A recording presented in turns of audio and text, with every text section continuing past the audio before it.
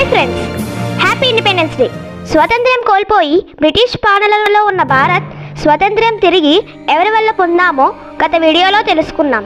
ఈ వీడియోలో స్వాతంత్ర్యం పొందక ముందు పోరాటం చేసి ప్రాణాలర్పించిన మహిళా మూర్తుల గురించి తెలుసుకుందాం.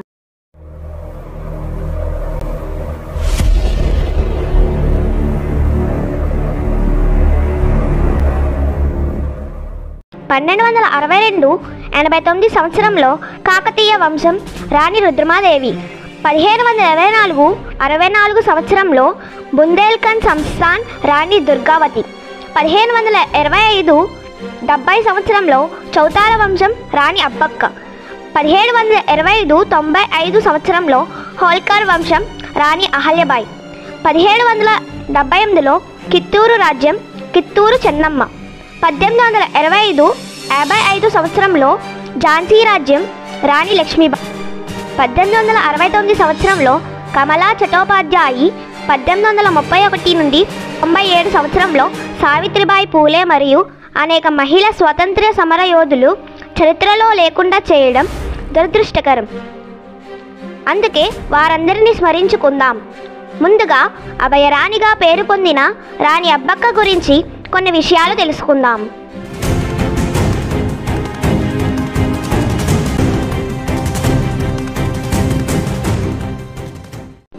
1498లో వాస్కోడగామా సముద్ర మార్గం కనుగొని దక్షిణ భారతదేశంలో కలికట్ చేరుకుని ఇండోనేషియా, శ్రీలంక, చైనాలో అనేక కోటలు కట్టి సుగంధ ద్రవ్యాలు, మసాలా దినుసులు, బట్టలు ఎగుమతి చేసుకోవడానికి అన్ని మార్గాలు చేసుకుని సుమారు 20 సంవత్సరాలు పోర్చుగీస్ వారి గుత్తాధిపత్యంలో డచ్, ఇంగ్లాండ్, ఫ్రాన్సులు పోటీపడి ఈస్ట్ ఇండియా కంపెనీపై చేయి సాధించింది.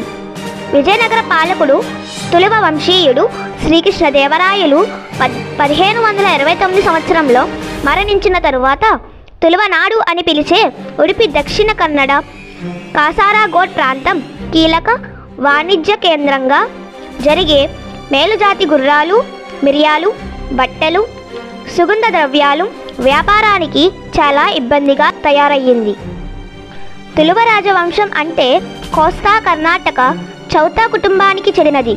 వారి రాజధాని పుట్టిగే ఉల్లాల్ ఒడరేవు పట్టణం వారి అనుబంధ ఒడరేవుగా ఉండేది.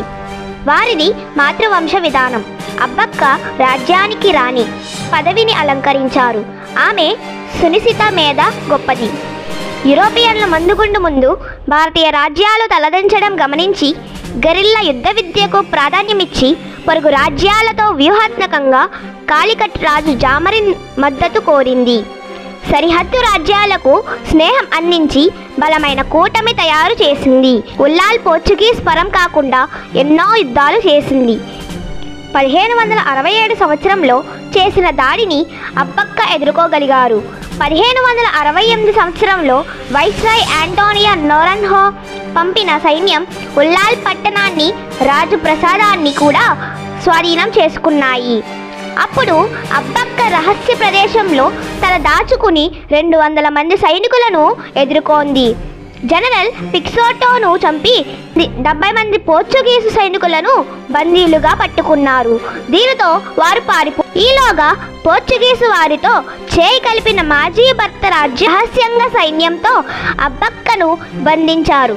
ఆమె బందీగా 1570లో మరణించారు. మాతృదేశం కోసం తన ప్రాణాలను త్యాగం చేసిన వీరవనిత రాణి అబ్బక్క.